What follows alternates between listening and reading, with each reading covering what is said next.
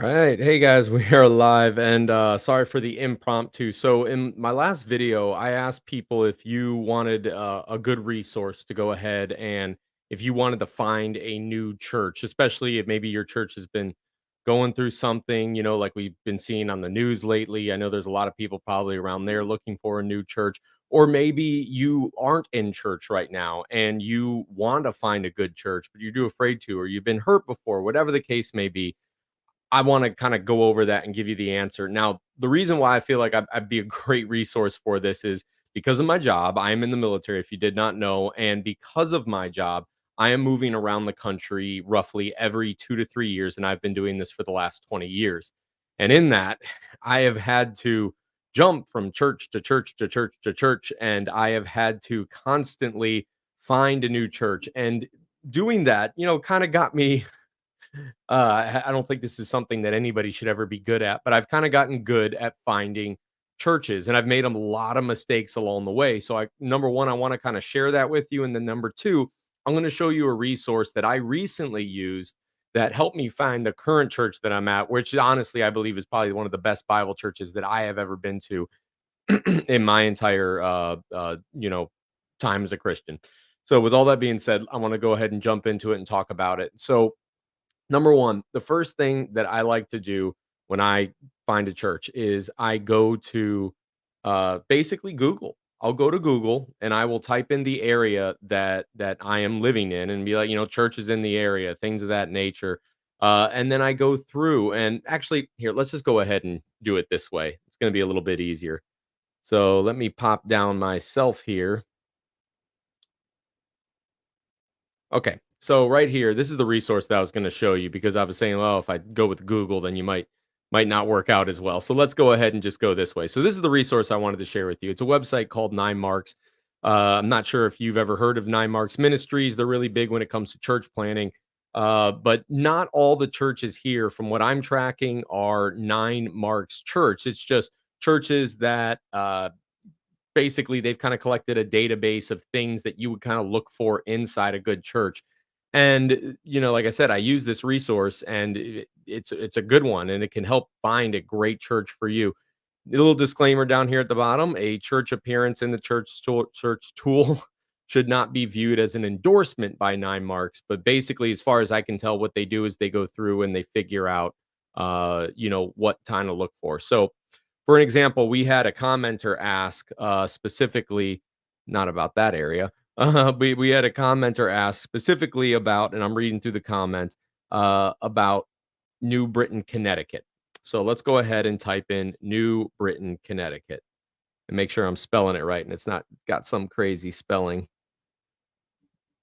Okay, so if you type it in there, right there. Oh, we got 0 in there. But no fears if you're over in New Britain, Connecticut, you can still find a good church search simply by, like I said in the very beginning of the video, going to Google and kind of finding what churches are around you. Because even though this tool may not work for all people, oh, there's a church right over here. Okay, so not in the immediate field. So let's go ahead and look at it. So we got uh, let's go with Grace Church from South Windsor, Connecticut. All right, so they'll pop up the church right here. And you can do the same thing, like I said, when you go to Google for the search. These same steps that I'm about to share with you, it'll work the exact same way. And I'm kind of doing this on the fly. So, but this is, real. It's not fake and edited and all this other crazy junk. So I want to make it real. So you can go ahead, Grace Church gives you the address, and then you can go ahead and if they got a website, click on the website. Never been to this church before, don't know nothing about it. So we're all going to find out now as we go through here and it eventually loads up. All right. So takes us to the website. Now, what I do as a Christian is I would typically go through the church's website, and the first thing that I want to look for is their statement of faith. I want to look for their statement of faith and see what they believe. And typically, you can find this in the About Us section. So if we can find it here in our church, about our church, that is probably it, or the What We Teach section. So maybe that will be it. We'll find out. But we're all figuring this one out together because, like I said, I've never been here. All right, who we are. So I'll typically go through and read their what we believe, who we are, statement of faith, whatever kind of label you want to put on it. and I read through there and I make sure that it is a sound church. Now, all that being said, a lot of times, and take it from me, that a lot of churches that I have read through, and I've read through a lot of these sites, typically they're going to have a very cut and paste style statement of faith. Not all of them. Some of them, I've seen documents that are, 20-page long PDFs, and I've seen other ones where it's literally like 5 sentences. But go through, read the statement of faith. We're not going to read this full one right here, but read through it. Make sure it's scriptural. Make sure it's sound. And then when you find out, like, okay, they have a strong statement of faith, what I do is I don't just stop there. I'll either go to Google or I can go to this website and I will continue looking for multiple churches. Like I said, you don't have to use this website. It's one that I just happened to find out about on this latest move that I had to do, and it helped me out a lot in finding solid churches. But like I said, you could do the exact same thing with Google search. It's just not going to filter through churches that I guess they would consider trustworthy. So going back here over to Grace Church, let's just take a real quick look at it since we're here. It says our worship and service ministry center around expository preaching and teaching. I mean, that's and you it would be helpful if you could see it, but expository preaching and teaching, I mean, that's a solid one right there. Singing hymns, psalms, and spiritual songs. Don't you love that? Equipping saints for the work of ministry. I mean, hey, this sounds like a pretty good church to me so far. Once again, haven't read full through the entire thing, but basically, you can get a good idea of what they believe. Once you figure out what this church believes, you go through the statement of faith. You can go ahead and, if you like them, write it down on a list. And yes, I actually use an actual list when I do that, or you can go to the computer, put it on your notes, whatever the case may be, and I'll write it down. And that's a potential church that I could visit. Now, it would take forever if you are trying to find a new church and you have like 5 or 6 churches on there, and you're going to have to go through every single week to try to catch a service. Something that I like to do is after that, I'll go to Facebook.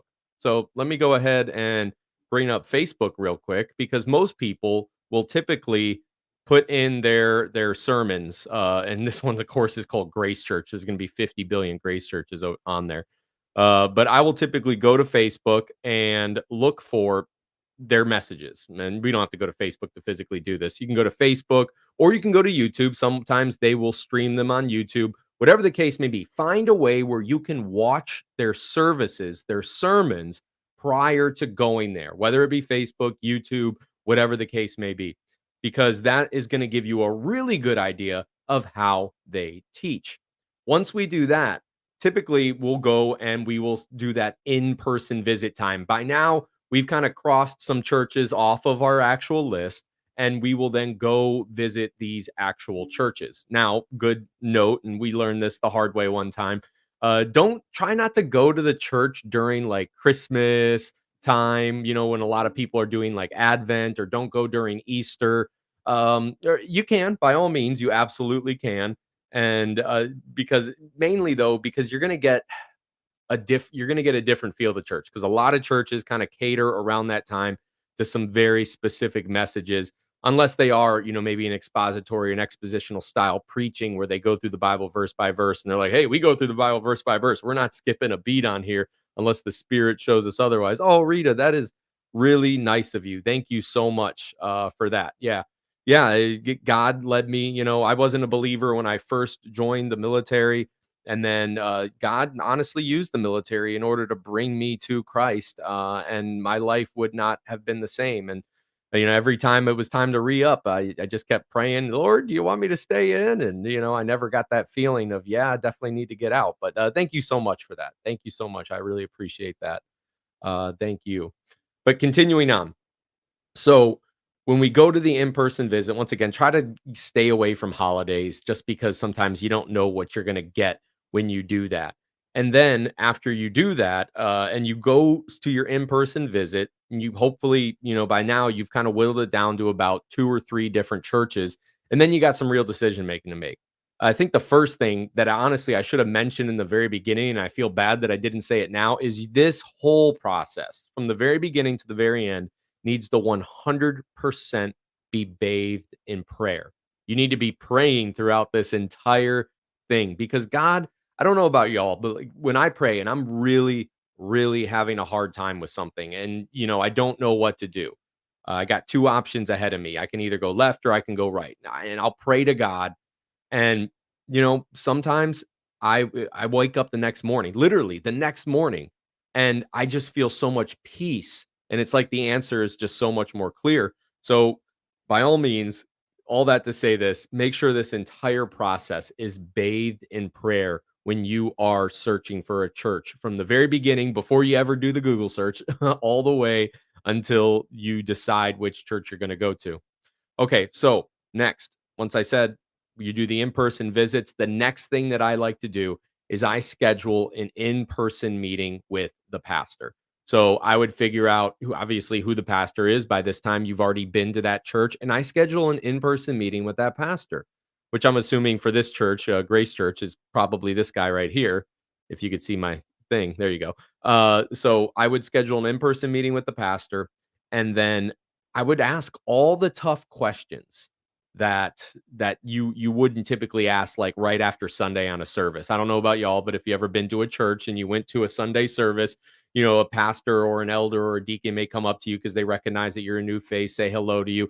Never really the appropriate time to ask the tough questions, I've always found. But what I'd like to do is I'll schedule that meeting out with the senior pastor, with an elder, and then just ask them those tough questions that I have, like, "Hey, I noticed, I was reading through your statement of faith. I noticed you didn't cover this issue.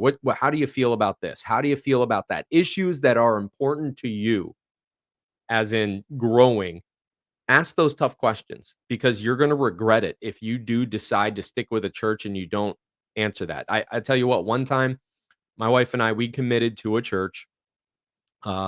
We are going through this whole process we have was developed over years and years and just kept getting added to every time we moved.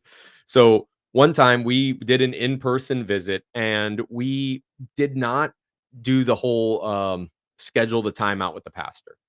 And so we were in this church for probably about 2, 3 months, and then we started noticing little things here or there, secondary issues. They had the gospel 100% right, but these were secondary issues, that could have been found out very easily. And eventually it was just almost too much for my wife and I to take. And then we found out, like, hey, there was some actual stuff that they never mentioned or never talked about. And it didn't really come up until they got to some certain section of the Bible. And you're like, whoa, okay, yeah. But by this time, you have already been friends with these people.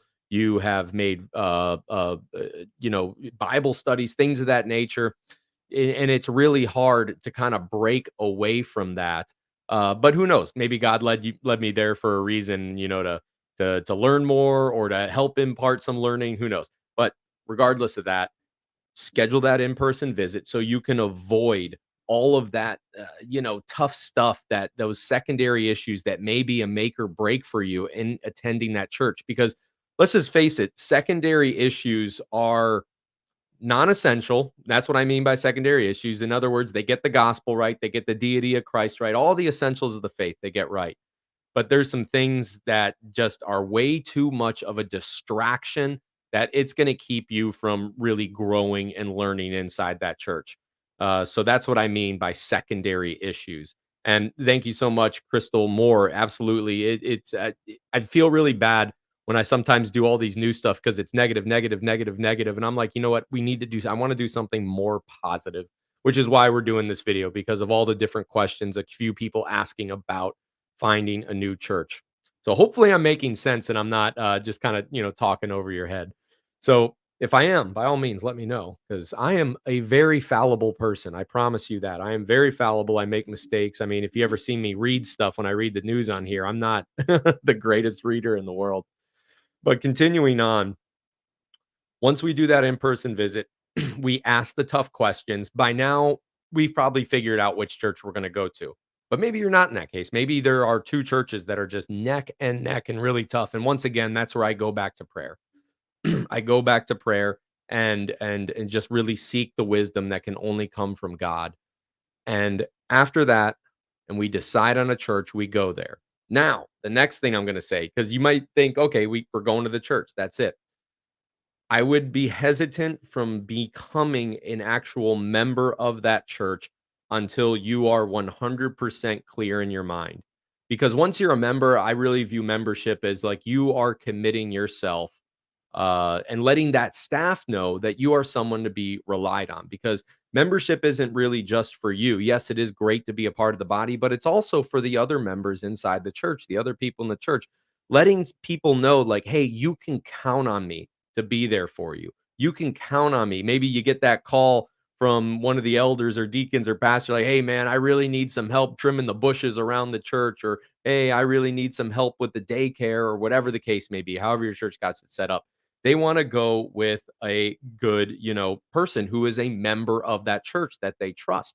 And typically, when you become a member, you can trust that this person is a real Christian. I hate to sound cynical when I say that, but most of the time, a good church will have a membership program where members have to give their testimony before they can become a member. Unless, of course, you do like I think like the Southern Baptist Convention, they do the paper passing thing where they say, I've affirmed that this person is, maybe your church has that. But regardless, membership is important because most of the time for membership, you do have to be a Christian and someone has heard your testimony, you've been baptized, whatever the case may be.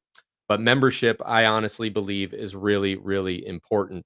Okay, so with that being said, I'm gonna go ahead and take some more comments here because I'm kind of done with my portion on this, unless I could think of any more stuff. But I wanted to just really kind of share some of the experience that I have got to gain over my unique career of having to move to different states and different parts of the country year after year after year, roughly every 2 to 3 years at a time. Um, so we got, let's go ahead.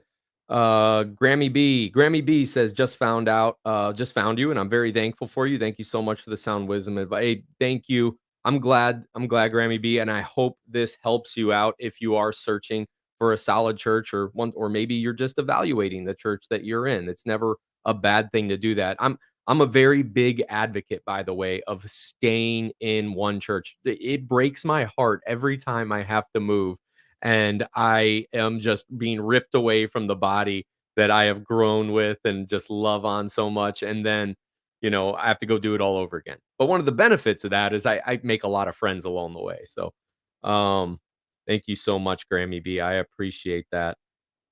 We got deep dive discipleship. He says, as a pastor of a church plant who has had people come with quote excitement, only get mad years down the line.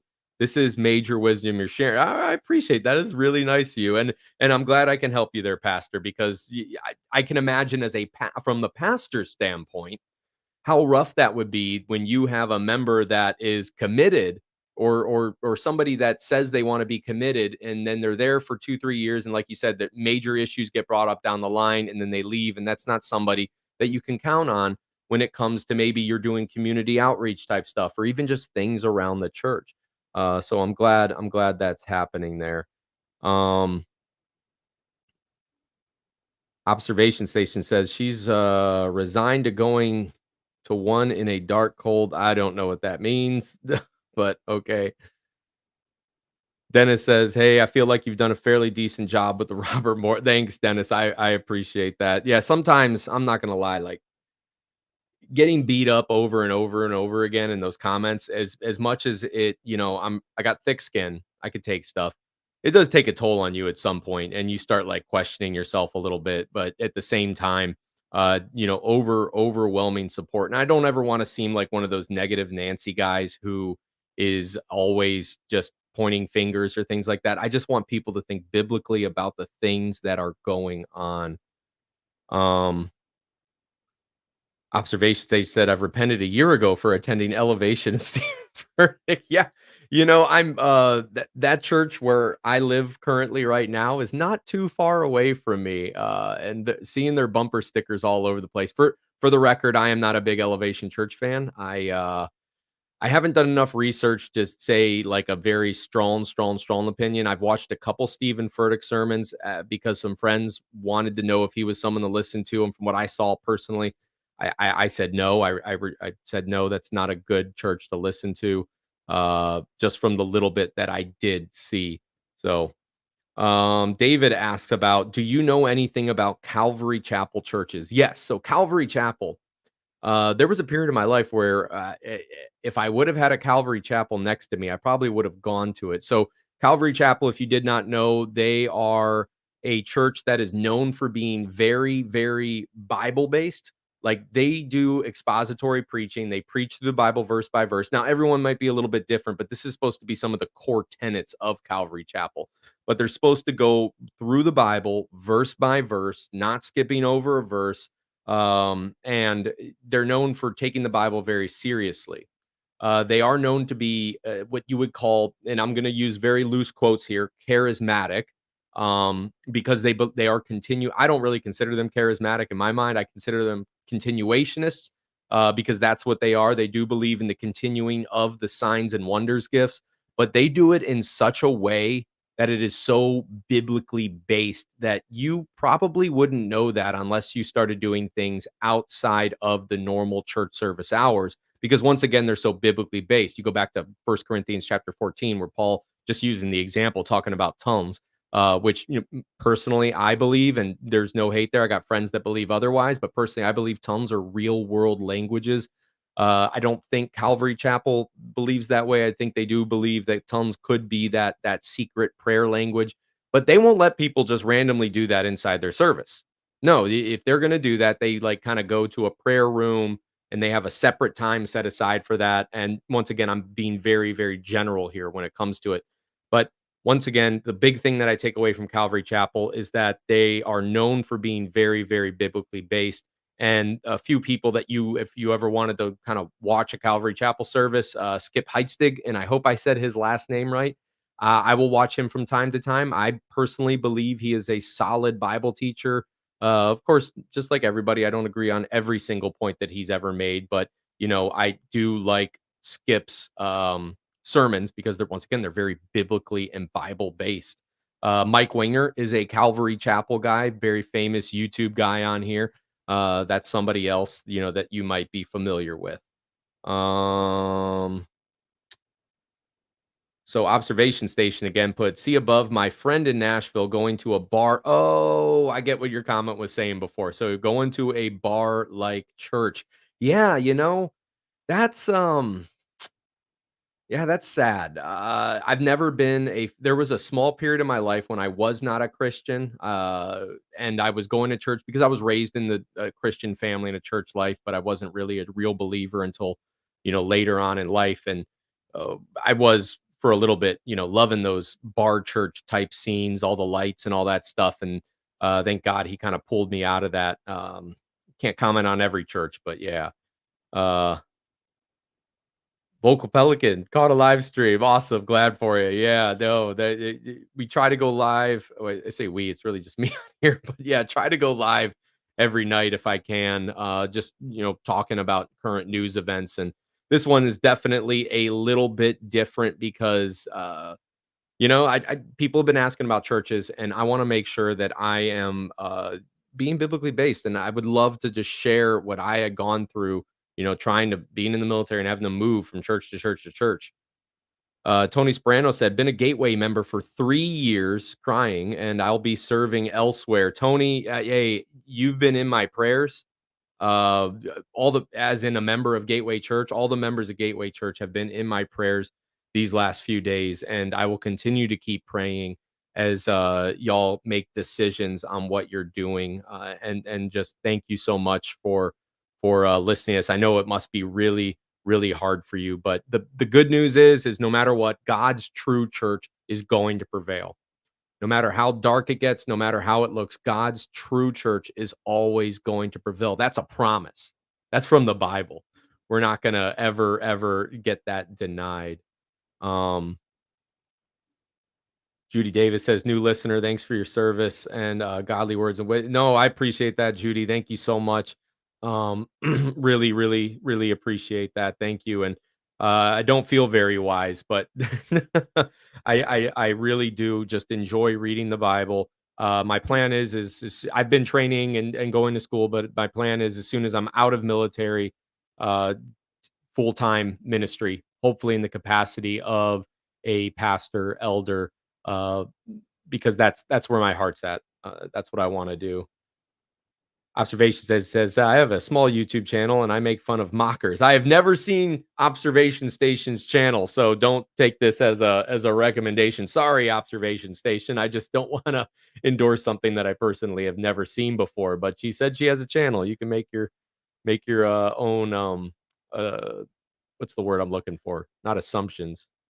Yeah, I guess you could say assumptions, your own assumptions based off of that. Okay, well, with all that being said, I really, really appreciate, and this was actually really fun taking time to just kind of go through comments and chat with y'all. I really, really enjoy that. Um, oh, and she also says her son serves in the Air Force. Please pray for him. So please, people, if you can, put that on your prayer list for tonight for her son in the Air Force.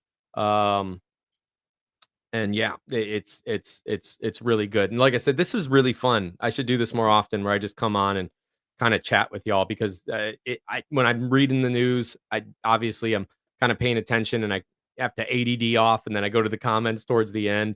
But definitely um am enjoying this. Chrislyn, who is always while I'm watching, she put, I left Gateway about 6 years ago due to false teaching. So glad the Holy Spirit granted discernment. That is so awesome, Chrislyn. And what an amazing story. I'm glad that you had some discernment and you were able to find another church. If you didn't know, I'm no fan of, and this is no hit to people in Gateway. I'm not trying to be mean and bashing. I just simply could not never really agreed with Robert Morris's theology. So that was kind of a make or break. I've shared it I think before, but basically I came across his videos through a friend who was constantly sharing them on Facebook, and I just kept seeing red flag after red flag after red flag. But um Alexandria here, going through some more comments that they keep popping up. Hey, I've been going to Gateway. I've been going to Gateway, not anymore. However, my good friend still chooses to be a part of them. Yeah, and and that's the tough thing when you have a friend that's going through that. I know personally, I have a friend not going to Gateway or anything, but different situation who believes in the Lord, but just is stuck in a bad theology. And you can apply this to your situation. It's just so hard because you care about them and you love them and you try to tell them the truth. And maybe sometimes they come after you saying you're being mean or hurtful, but like Jesus said, um, or really what Jesus taught was that the truth is always going to be wrapped up in, well, take this back. Love is always going to be in the truth. I didn't want to mix those up because people can have truth but no love, and sometimes people can have love but no truth. But true love is a love that embraces the truth. That's what I wanted to say right there. So, yeah. Um, is Morris still in Greece? I have no idea. I tried looking up where he was, and honestly, I have no idea where he is at. I think he's been radio silent for the last, ever since this kind of broke up. Besides maybe talking with his church back and forth, but from what I've heard from Gateway members that have commented or messaged me or emailed me, they said they haven't heard from him either. So I don't know know exactly where. All right, y'all. Well, I appreciate y'all. This was really fun. This was really, really, really fun doing this and talking with y'all and chat with y'all at the end. And I hope this video helps for anybody who is looking for a church. And if you are catching the live stream in the middle, by all means, please go back and watch on the end. I really, really appreciate y'all. And I love y'all. I truly do. Y'all have a wonderful day at church tomorrow. I know I am. We're going to be worshiping the Lord, and it is going to be a great time. So have a wonderful, wonderful day at church. Love y'all, and I'll talk to y'all later.